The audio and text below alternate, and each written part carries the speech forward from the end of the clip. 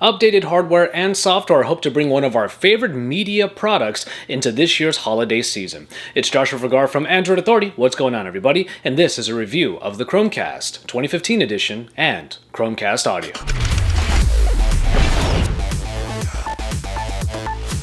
So here we are with a review of the Chromecast and Chromecast Audio. These are the two brand new peripherals that Google has put out to make media very easy to put on your TV, and in the case of Chromecast Audio, to your old speakers. Now I say old speakers for a reason, and we're going to get into that a little bit later.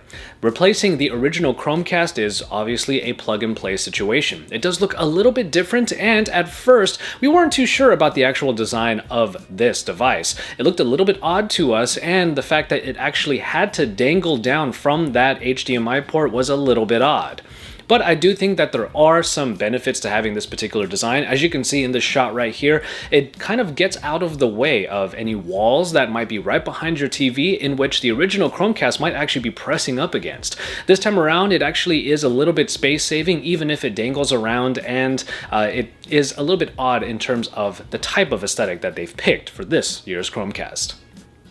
But I do think that the Chromecast takes its design from the other peripheral, which is Google's focus for this year's lineup, and it's Chromecast Audio. Now essentially, Chromecast Audio takes the same concept of Chromecast and makes it an audio-only device. This is the kind of device that you would put into, let's say, an old set of speakers, which I'll get into again a little bit more later, or really any set of speakers that you have, and it becomes a full-fledged audio streaming service. It'll breathe some new life into any of these regular RCA or even optical or just the regular headphone jack type speakers that you might have in your house. The Chromecast Audio has the same exact design, this puck design that doesn't have anything sticking out of it because the cable that you use for the audio can be adapted to other formats, but the one that you get is the regular 3.5mm audio jack. And then of course it does have to be powered by a wall plug, or if you happen to have a place that has USB connectivity, you can plug it into that as well. Setting up the Chromecast and the Chromecast Audio require only one thing: your Android or iOS smartphone. The majority of smartphones will work with Chromecast, and that's a development that's been great over the last year and a half.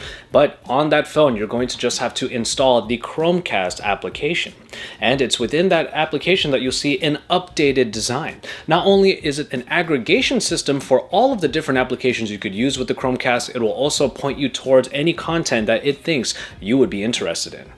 But there is a little bit more to it. You are able to customize the backdrop on the Chromecast this time around with more options that include not only the pictures you could get from websites like 500 Pixel, but you can also add in Google Newsstand capabilities, so you'll get a ticker full of pictures and also quick headlines of the top news stories that are happening right now.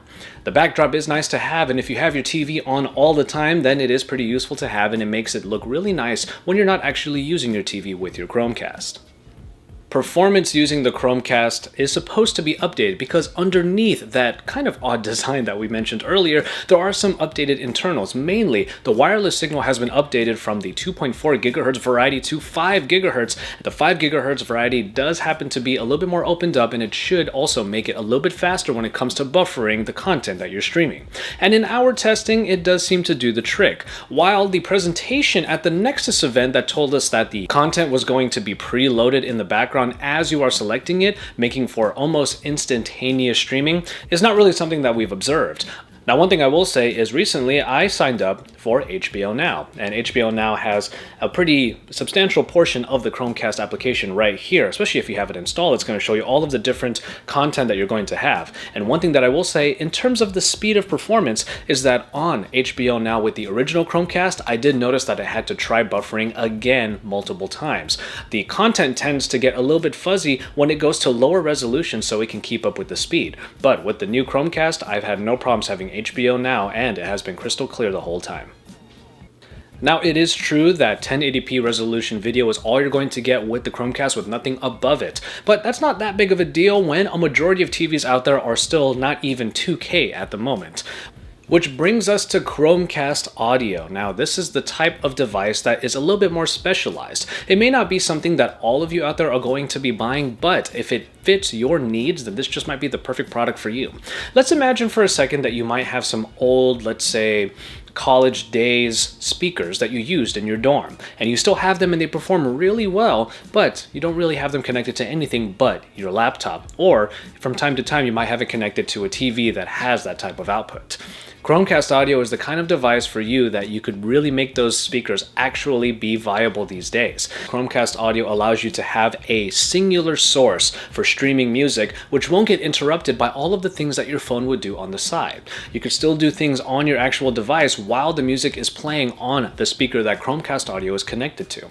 And the streaming service on Chromecast audio happens to be pretty instantaneous, especially if you're using a music streaming service. It will fire up right away. It was only when I was playing podcasts, like on Pocket Cast, that I actually had to buffer, especially if I happened to be positioned later in the podcast that I had to download most of it and get to that point first. There'll be nothing left for no one, for no one.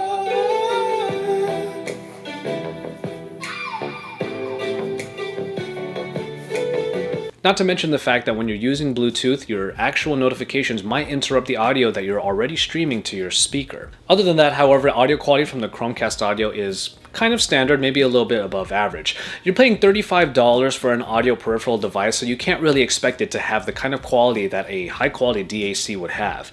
But it is still very viable for anybody out there who has a good set of speakers and just needs them to be as smart as their TVs are with Chromecast.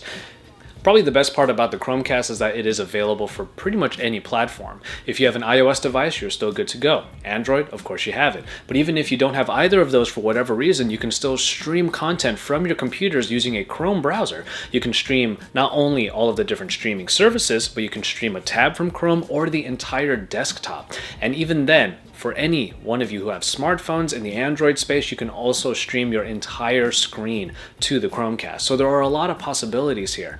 And as far as gaming goes, we haven't really been able to test out too many games because the library is still pretty bare, but we do look forward to seeing how the second screen experience on Chromecast might be able to benefit the daily user. And when compared to a lot of other peripherals out there like Roku and even Amazon Fire TV, this is still one of the cheapest but also easiest to use peripherals that are available for this kind of content streaming. And also, it's pretty easy to use. You just have to hit a button in the corner of your application and you're good to go when you press play. So keep it tuned to Android Authority for even more, and I hope you enjoyed this review of the Chromecast and Chromecast audio. Less of a full-on review, but more of a way of showing you how the Chromecast and Chromecast audio are bringing this type of content to 2015. Just wanted to give you guys a quick look at it and my thoughts on it, and I do think that at $35, these are definitely the devices that are available this year for an easy entry point into smart television and smart audio. So keep it tuned to Android Authority for even more. Check out more content from my colleagues in Android, and stay tuned for even more in the Android Authority application, where you can find all of our content, including our podcast. And then once you're done with all of that, subscribe to this channel if you haven't already, and when you're done with that, head on over to androidauthority.com, because we are your source for all things Android.